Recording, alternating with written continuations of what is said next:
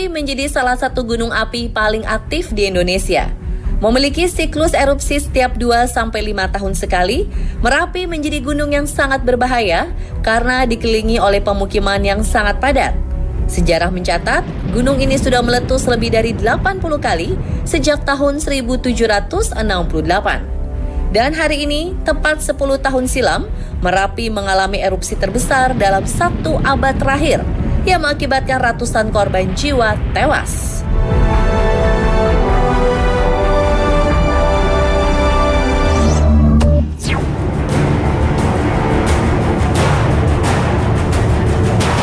Merapi mulai memperlihatkan gelagat tak tenang sejak akhir September 2010 dan puncaknya terjadi pada 26 Oktober 2010. Tepat pukul 17:02 waktu Indonesia Barat, Merapi mulai erupsi. Suara gemuruh terdengar hebat. Hujan kerikil dan abu vulkanik pekat melanda dengan cepat. Merapi menyemburkan lava serta wedus gembel ke berbagai arah disertai letusan yang berlangsung terus-menerus. Butiran bebatuan panas terlempar hingga ribuan meter tingginya dan jatuh ke bumi menimpa seluruh sudut perkampungan di sekitarnya. Saking dahsyatnya, suara gemuruhnya terdengar hingga kota Yogyakarta dan Wonosobo yang berjarak lebih dari 50 km. Bahkan material abu letusan juga terbawa angin sampai menghujani sebagian wilayah Jawa Barat. Sejak saat itu, gunung setinggi 2.930 meter tersebut mengalami serangkaian erupsi dengan diiringi awan panas dan banjir lahar dingin yang terjadi hingga beberapa bulan.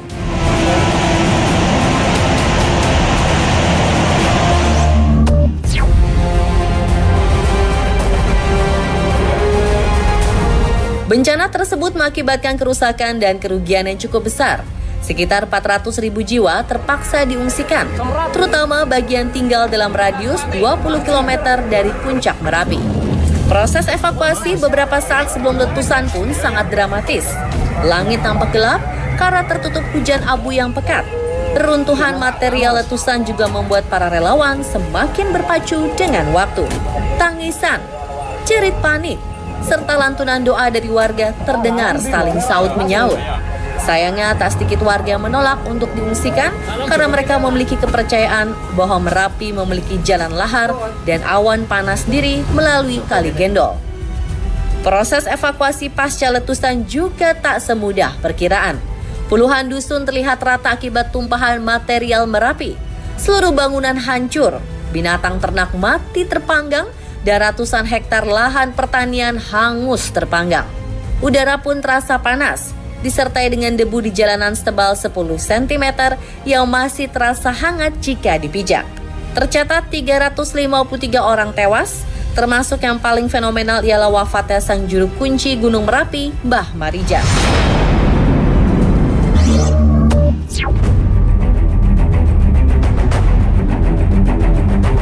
Rangkaian letusan Gunung Merapi pada 2010 turut merenggut nyawa sang juru kunci Ki Surakso Hargo atau akrab disapa Mbah Marijan.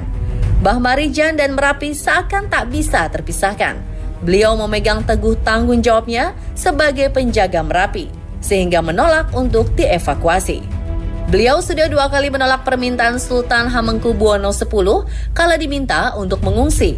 Sudah menjadi rahasia umum jika Mbah Marijan berseteru dengan Sultan Hamengkubuwono X.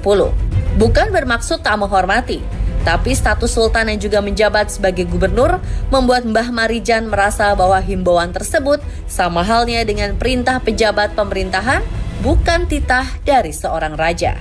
Mbah Marijan tetap bertahan di kediamannya di Dusun Kinahrejo. Pengalaman bahwa Kinahrejo selalu terhindar dari mara bahaya setiap kali Merapi meletus menjadi pegangan kuat bagi Mbah Marijan. Tapi tidak pada 2010. Tingkah Merapi berbeda dengan pola erupsi yang terjadi sebelum-sebelumnya. Naas, gulungan awan panas meluncur melewati kawasan tempat Mbah Marijan bermukim. Sang juru kunci pun tewas terbakar wedus gembel. Jasadnya mengenakan batik dan kain sarung ditemukan beberapa jam kemudian oleh tim SAR di kamar mandi dengan posisi tengah bersujud menghadap ke Laut Selatan.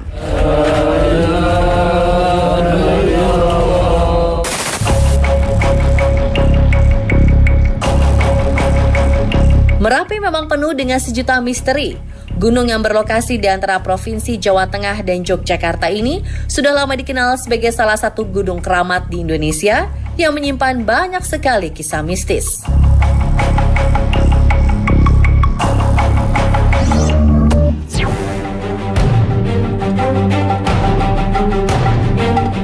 Gunung Merapi diyakini menduduki posisi penting dalam mitologi Jawa. Merapi merupakan simbol kekuatan magis yang melingkupi Yogyakarta. Konon, terdapat sebuah garis imajiner yang merupakan sumbu filosofis Yogyakarta yang menghubungkan Gunung Merapi di utara dengan Pantai Parangkusumo di Laut Selatan. Keraton Yogyakarta yang berada di tengah-tengah garis imajiner tersebut difilosofikan sebagai titik imbang antara keduanya. Keseimbangan horizontal dilambangkan oleh Laut Selatan yang mencerminkan hubungan manusia dengan manusia. Sedangkan Gunung Merapi melambangkan sisi vertikal yang mencerminkan hubungan antara manusia dengan Yang Maha Kuasa. Menurut legenda, Loh Toyo yang merupakan penguasa Gunung Merapi memiliki hubungan erat dengan penguasa Laut Selatan, yaitu Ibu Kanjeng Ratu Kidul. Jika Merapi bergejolak, maka laut pun ikut bergoyang.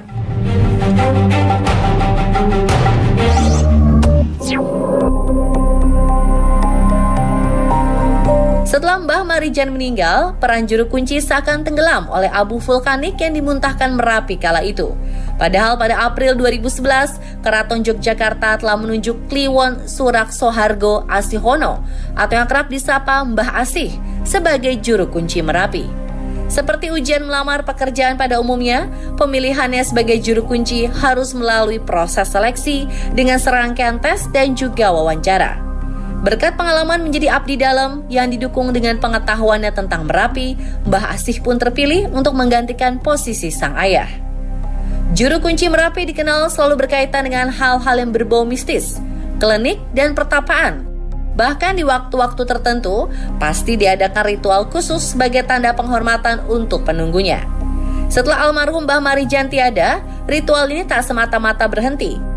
Kegiatan itu kini diteruskan oleh sang juru kunci pengganti, yaitu Mbah Asih. Namun ada perbedaan paling mendasar antara Mbah Asih dengan Mbah Marijan. Jika sosok Mbah Marijan banyak bergantung pada ritual dan hal mistis, sang anak yakni Mbah Asih sebagai juru kunci di zaman milenial sudah lebih terbuka pada kemajuan teknologi untuk meredam kemarahan Gunung Merapi.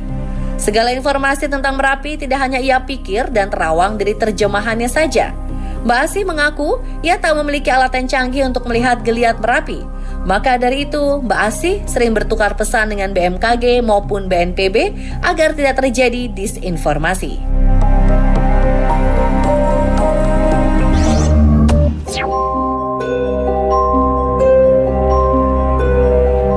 Upacara Labuhan Merapi merupakan salah satu ritual yang rutin diselenggarakan di Gunung Merapi. Upacara yang selalu digelar setiap tanggal 30 bulan Rajab ini dimaknai sebagai sebuah persembahan doa kepada Tuhan Yang Maha Esa dan juga tanda penghormatan bagi leluhur Keraton Yogyakarta.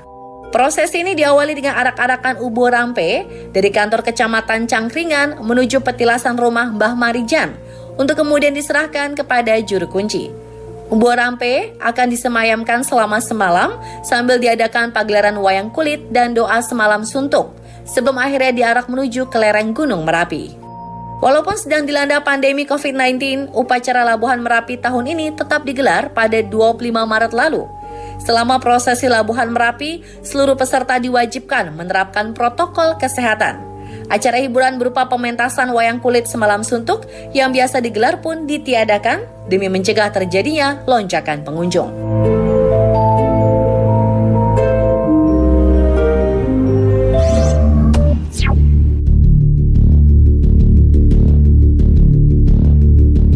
Gunung Merapi juga merupakan salah satu destinasi wisata favorit yang syarat akan hal magis, bersejarah, serta menguji adrenalin. Salah satu yang terkenal ialah Puncak Garuda. Disebut Puncak Garuda karena konon bentuknya mirip seekor burung Garuda, lengkap dengan bentuk kepala, badan, dan kedua sayapnya. Setelah erupsi 2010, Puncak Garuda nampak hanya menyisakan beberapa bagian saja.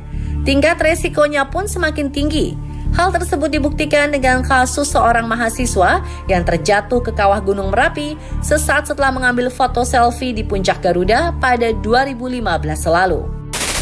Puncak Garuda berada di kawah dekat Pasar Bubrah. Lokasi ini biasa digunakan para pendaki untuk beristirahat karena tanahnya yang landai dan penuh bebatuan. Pasar Bubrah dikenal memiliki hawa mistis yang begitu kental. Menurut legenda, lokasi ini disebut-sebut sebagai kerajaan gaib, tempat transaksi jual beli parajin layaknya sebuah pasar. Tak ayal banyak pendaki yang merasakan pengalaman mistis kala bermalam di sini. Tak hanya Pasar Bubrah, salah satu lokasi wisata Merapi yang bikin merinding ialah Bunker Kali Adem. Nuansa di dalam bekas bunker itu terasa begitu sunyi, gelap, dan mencekam. Bukan tanpa alasan bunker itu ditinggalkan. Pada erupsi 2006, bunker tersebut malah menelan korban. 2 orang relawan yang berlindung di dalam bunker tersebut justru tewas terpanggang hidup-hidup lantaran lelehan lava mengalir tepat di atas bunker. Menurut cerita warga dari mulut ke mulut, tiap malam sering terdengar sayup-sayup suara tangisan dari dalam bunker.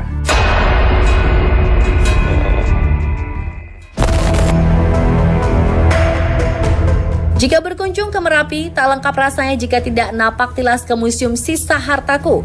Di sini pengunjung bisa melihat berbagai sisa harta yang nyaris meleleh terkena sapuan wedus gembel pada letusan Merapi 2010 silam. Di beberapa sudut juga tertera tulisan-tulisan pilu yang mengingatkan tentang keganasan Merapi. Bahwasannya, harta benda sewaktu-waktu bisa diambil oleh Sang Maha Kuasa.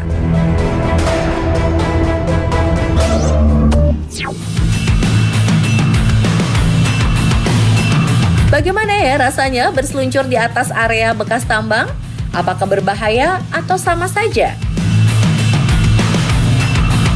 Seperti apa memanjat dinding bekas bunker Perang Dunia Kedua? Saksikan selengkapnya tetap di On The Spot.